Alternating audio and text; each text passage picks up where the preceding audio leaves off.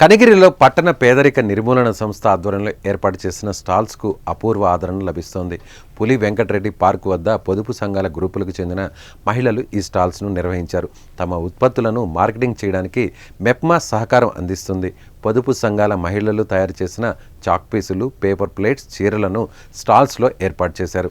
వీటి మీద వచ్చిన ఆదాయం ద్వారా మహిళా పొదుపు సంఘాలు మరింత వృద్ధిలోకి వచ్చేందుకు వీలుంటుంది.